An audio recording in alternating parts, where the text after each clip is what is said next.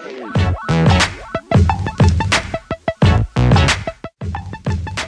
my name is Chelsea, and today I will be showing you how to make your own almond milk. Almond milk is a great alternative to traditional dairy, especially for anyone who is vegan, has allergies, or certain dietary preferences. The recipe today is super simple and really quick to make, and it's a lot more affordable than the store-bought options. Speaking of the store-bought options, they are full of preservatives, and with this recipe, it's a lot healthier since you know exactly what's going into it.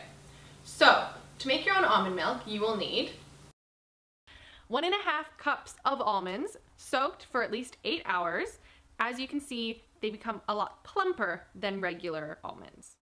3.5 cups of water, 3 large dates, pitted and cut, a pinch of salt, half a teaspoon of ground cinnamon, 1 teaspoon of vanilla extract, or if you would like, a whole vanilla bean.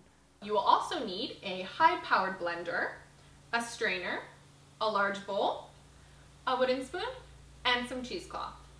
So now that we have all of our ingredients and supplies, let's get started making our almond milk.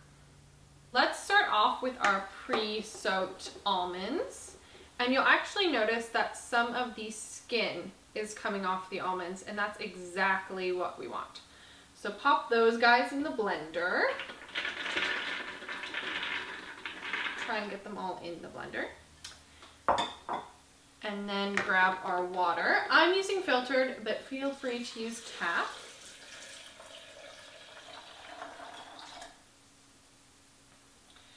And then a healthy pinch of salt. And lastly, our dates. So like I said, I'm using 3 dates. You can use more or less. It all depends on how sweet you want your almond milk. And don't feel like you have to use dates. You could use honey or agave or even maple syrup, whatever sweetener you prefer. So, in those guys go. Ooh. And then we blend. Don't believe me, just watch.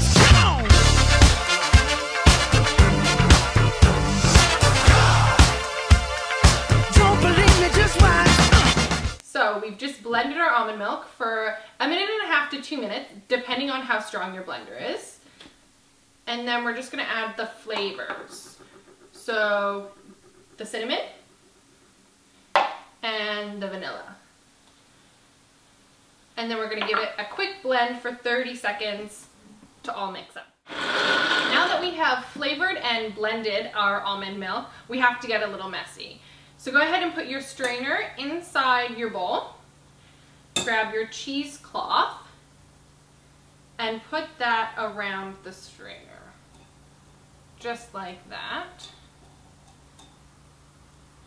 Grab your blender, and then you're gonna pour the almond milk into the cheesecloth and let it strain through.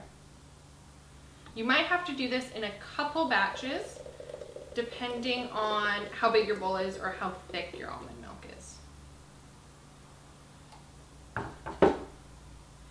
And then just bring the ends of that together and let it strain. This takes up a bit of time, and the almond milk does get everywhere, so just be patient with it. Try not to push or put too much pressure on the cheesecloth because you don't want the almond milk to burst through.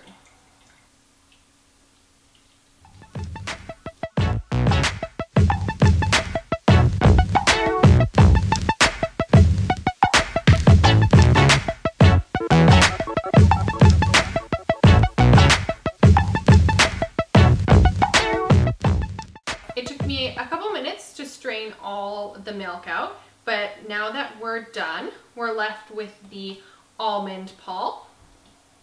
And this is actually really great to dehydrate in the oven, and then you can have your own almond flour afterwards. And then I like to use my blender to pour just because it has a spout and it makes things easier.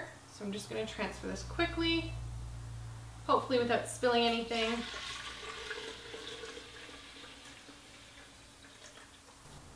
You can keep your almond milk in any airtight container, and it should last up to 5 days in your fridge. A quick tip, when you go to use your almond milk from the fridge, give it a little stir with a spoon to make sure anything that's settled on the bottom is mixed in. And that's all it takes to make your own almond milk at home. A few straightforward steps and simple ingredients to create this healthy, delicious milk alternative. Even enjoy it with a few of your favorite treats. Cheers!